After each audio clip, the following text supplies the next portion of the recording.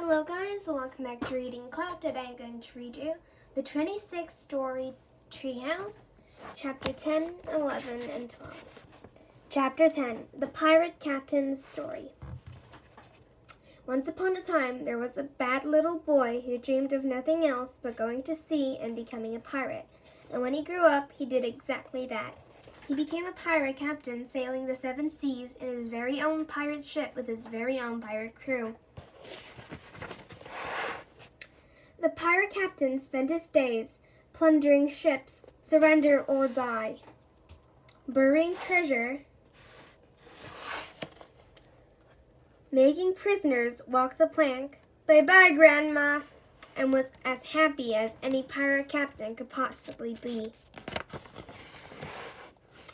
That is, until one day, when his ship was attacked by a huge, disgusting fish that looked and smelled like a moldy old piece of cheese. A really stinky, moldy old piece of blue-green cheese.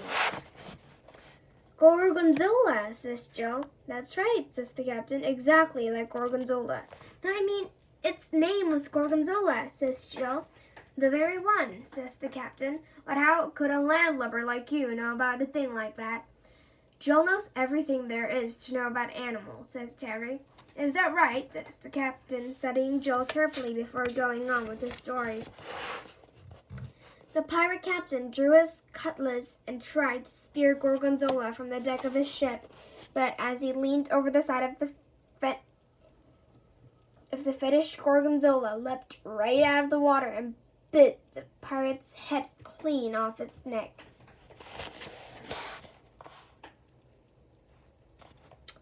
But that pirate was a tough old sea dog, and he wasn't going to let the loss of a head stop him.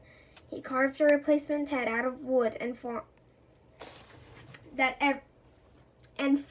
time, he was known as Captain Woodenhead. We knew Captain Woodenhead, says Terry. Did you know, says the captain, turning his gaze on Harry. Did you know, says the captain, turning his gaze on Terry. Yes, says Terry, but he wasn't very nice. He captured us and then turned us into slaves. Well, shiver me timbers, that must have been the very captain I've been talking about. Are you boys in a pedal boat by any chance? Yes, I say. A swan-shaped one. He turns to Jill, and don't tell me you were floating on an iceberg with a bunch of animals. Yes, says Jill, 2 dogs, a goat, 3 horses, 4 goldfish, 1 cow, 6 rabbits, 2 guinea pigs, 1 caramel, 1 donkey, and a kitten. The captain looks at us, amazed. Well, bless my nun-wooden eyes, he says. It really is you. The story goes that you knocked the captain's head off with a mop. Well, yes, I say, but he was trying to slice mine off with a sword. We escaped and he chased us, but then we all got caught in a terrible storm.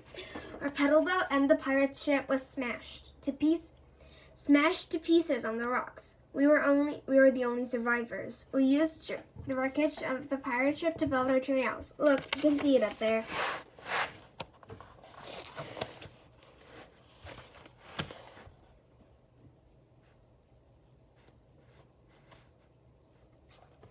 A pirate ship, the captain says slowly. You used a pirate ship to build yourselves a chubby house. Not a chubby house, says Terry, a treehouse. A 13-story treehouse. 26, actually. I say, we recently added 13 more stories. But you had no right, says the captain. That ship didn't belong to you. No, but it was wrecked, and the captain and all his crew were dead, says Terry. That's where you're wrong, he says. You didn't let me finish the pirate captain's story. Sorry, says Terry. What happened next? Well, if you'll just be quiet for the next 14 pages, I'll tell you. After the shipwreck, Captain Woodhead's crew were drowned, but he survived. Luckily, the lampshade he was using as a temporary head kept him afloat for many days. Well, until he once again encountered his nemesis, Gorgonzola. This time, though, instead of just taking his head, Gorgonzola swallowed him whole.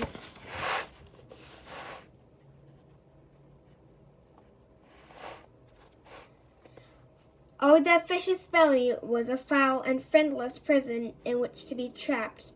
They say that beast ate everything in its path, and judging by the contents of its disgusting stomach, it was all true. It was like a sea-going garbage dump in there. Floaties, life rings, flippers, fishing rods, seagulls, shipping containers, wetsuits, surfboards, jet skis, luxury super yachts, and old World War II sea mines, barrels of dynamite, experimental armored miniature bicycle-powered submarines. You name it, it was there. But among all the flotsam and jetsam in the stinking stomach, the captain found one thing of such incredible value that he whipped when he saw it. It was Captain Woodhead's original flesh and blood head. Sure, a little waterlogged and moldy, I'll grant you that, but otherwise as handsome and striking a head as it ever sat atop the neck of a pirate. So then, he did what any self-respecting pirate captain would have done. He collected up all the barrels of dynamite, tied them together, lit the fuse, and blasted that beast to pieces. Kaplam.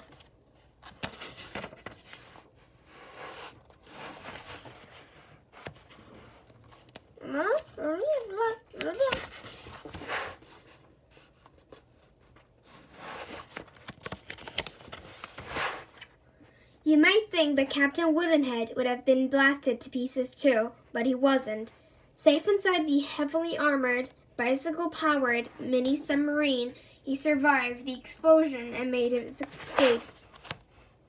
It wasn't long before he found a suitable ship to steal, assemble a new crew of cutthroats eager to do his bidding, and return to his life as a pirate. He was as happy as could be until one night he was caught in another terrible storm and his boat was wrecked on the very same shore that my original ship was wrecked on. Excuse me.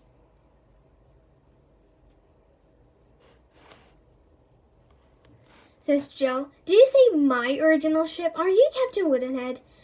Aye, says the captain. You're a smart girl. Captain Woodenhead and myself are indeed one and the same.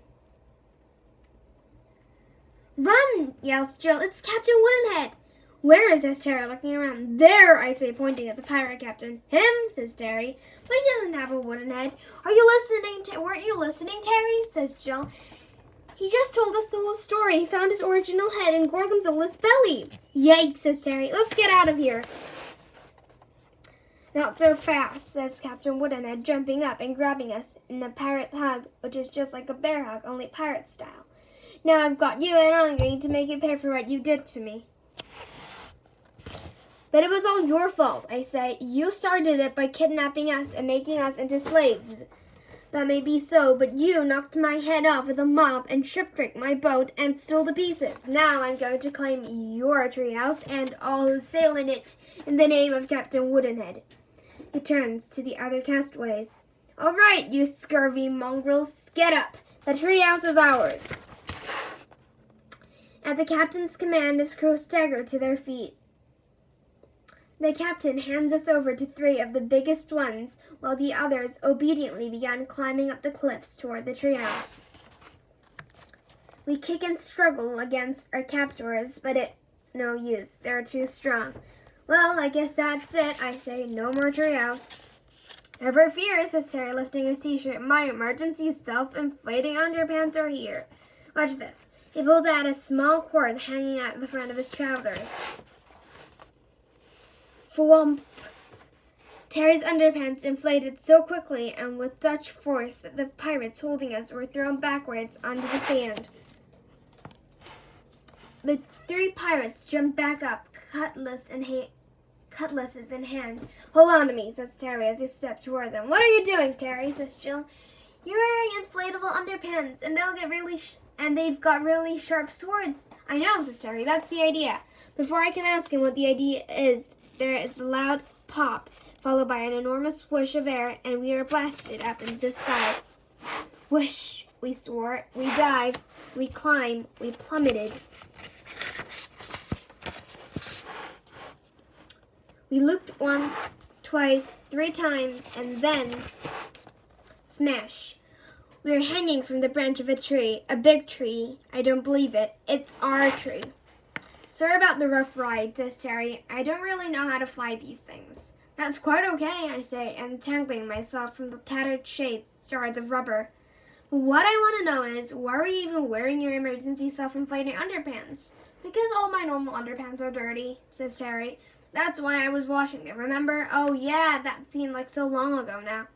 It's only been 200 pages, says Terry. 213, actually, says Jill, but there won't be many more pages in this book if you don't protect this treehouse against the pirates. Look, they're already here. We look down. Jill's right. The pirates have already scaled the cliffs and surrounded the trunk of our tree. Chapter 11, 10 Unlucky Pirates. Open up, yells Captain Woodenhead, pounding on the door. Sorry, I say, members only.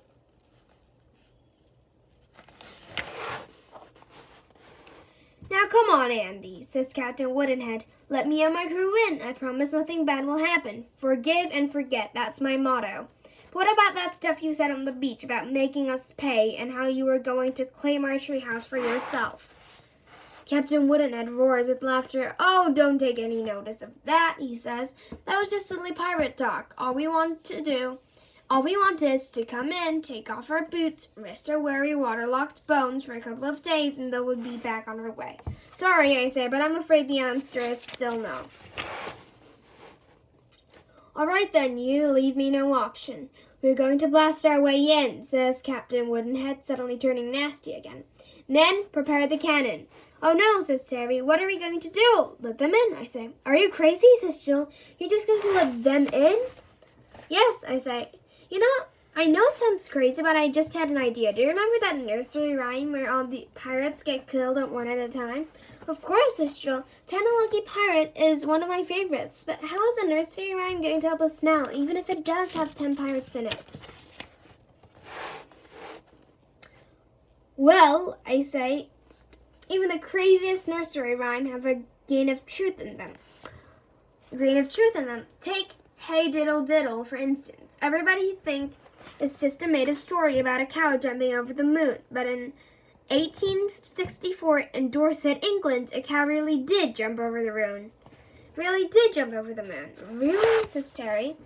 Yes, I say, and in Rockabye Baby, there is a baby in a cradle in the treetops, and when the wind blows, the cradle falls down.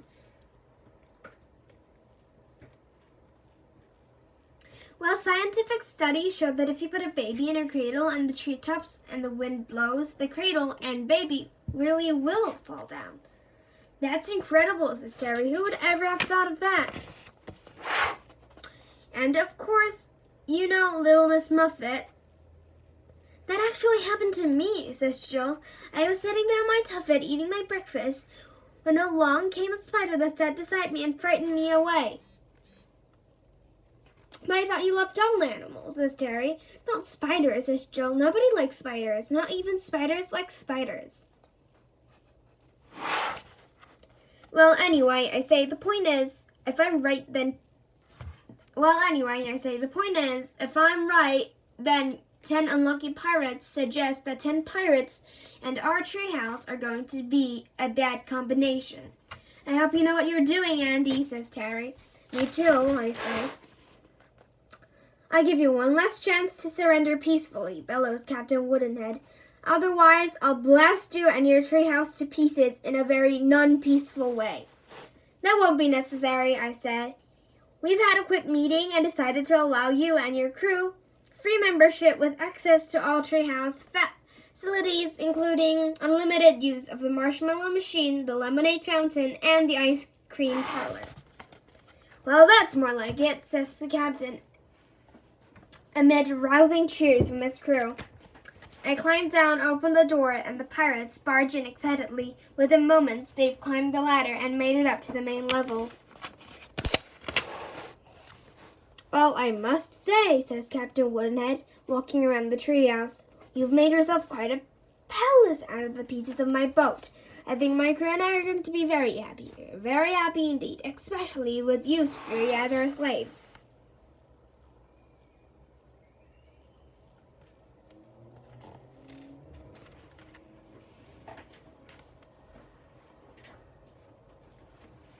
There are plenty of things worse than being a pirate slave, my lad, says Captain Woodenhead. There's having your head bitten off by a huge fish that stinks like moldy old cheese. That's pretty bad. And then there's being swallowed by a huge fish that stinks like moldy old cheese. That's not particularly pleasant either.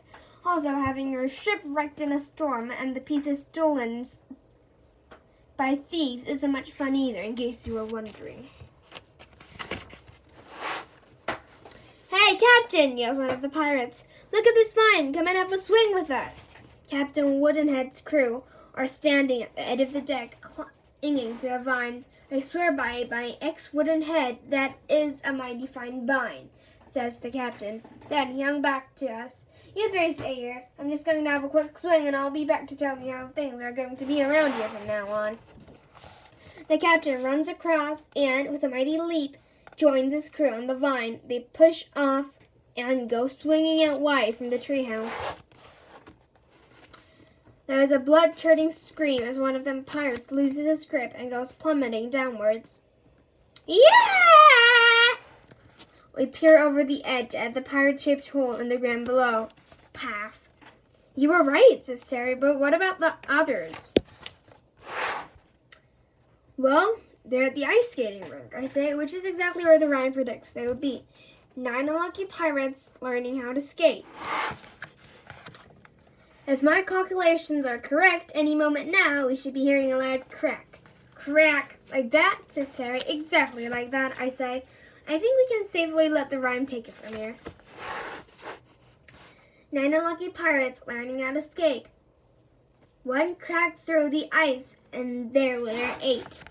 8 unlucky pirates riding the mechanical bull Kevin. One got bucked off, and then there were 7. 7 unlucky pirates making a rocking pirate mix. One got electrocuted, and there were 6. 6 unlucky pirates doing a skeletal dive. One missed the swimming pool, and then there were 5. 5 unlucky pirates eating ice cream. Glamour. One got brain freeze, and then there were 4. 4 unlucky pirates playing in a tree. One sat in the catapult, and then there were 3. 3 unlucky pirates each getting a tattoo. The ATM malfunctioned, and then there were 2.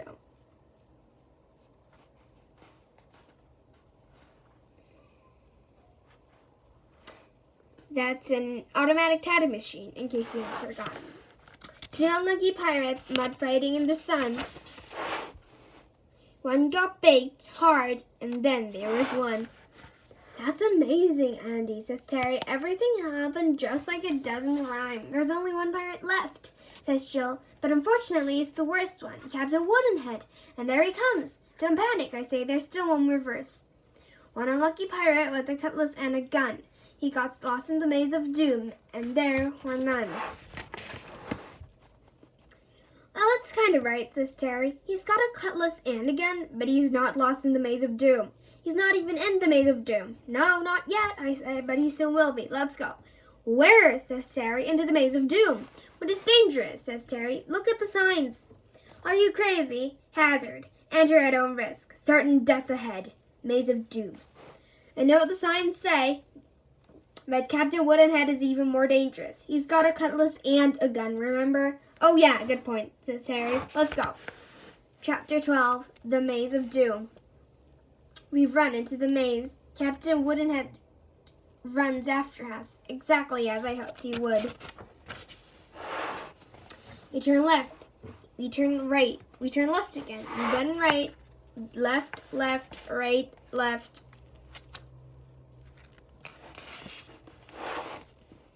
Right, right, left, right, right, and left, until we hit a dead end. We're all bent over double, panting. I think we lost him, I say. Yes, but now we're lost too, says Jill. No, we're not, I say. All we have to do is what we just did, but in reverse. But I'm not that good at running backwards, says Terry. I don't mean that, I say. It's a simple matter of retracing our steps. Just follow me. We turned right, then left, left, then right. Left, left, right, left. Right, right, left, right. Left. Unless I'm very much mistaken, I say, we should see the entrance around the next right. But we don't. All we see is another dead end. And I do mean dead. There is a skeleton wearing a postman's cap slumped against the wall. Isn't that Bill the postman's hat? Says Jill. So that's why we haven't been getting any mail, says Terry. That's so sad, says Jill. I know, says Terry, because I really like getting mail. No, I mean about Bill. I was quite fond of him. So was I say. But it's not our fault. The warning signs are clearly posted. It's not called the Maze of Doom for nothing, you know. But we entered, says Jill. That's because it was an emergency. How do we get out, says Jill. We don't know, says Terry. What do you mean you don't know? You built it, didn't you? Are there any emergency exits? There aren't any, I say. But all mazes have emergency exits, says Jill.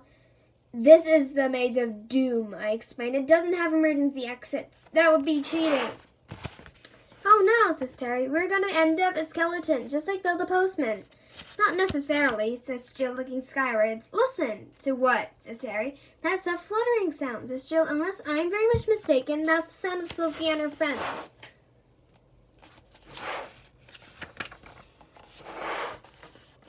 Silky's going to save us, says Jill. All we have to do is follow her. And sure enough, Jill's right. Before long, we were making our way out of the maze and back into the safety of the treehouse. Thanks, Silky, says Terry. You are an even better guide than Superfinger. That's because Silky is real, says Jill. Superfinger is just a character and Andy made it for you last book, remember? Oh, yeah, says Terry. Speaking of books, I say, let's go back to finishing this one. I don't think Captain Woodenhead will be giving us any more trouble. He'll never make it out of there alive. I won't be so sure of that, says Terry, pointing behind me. I turned to see Captain Woodenhead emerging from the maze. But how could you possibly find your way out of here?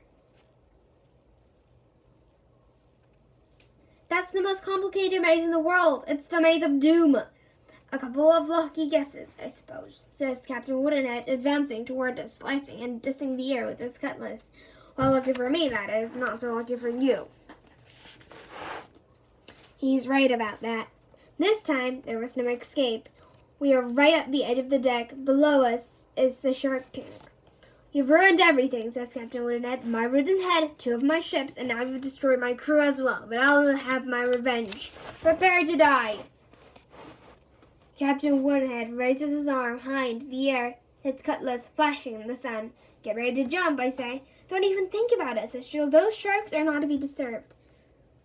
Quiet, you two, says Terry, looking up. Listen. To what, says Jill. That weird noise. Unless I'm very much mistaken, that's the sound of a fish that has been blasted off its body, has gone into orbit, and is now falling back to Earth. We hear a whooshing sound and look up to see the terrifying head of Gorgonzola rushing straight toward us. Terry grabs me and Jill and pulls us clear. Gorgonzola's head lands right on top of Captain Woodenhead. Flump! He staggers around, loses his footing, and falls off the deck right into the shark tank. Splash. There's a wild frenzy of flashing fins and teeth, and all was quiet.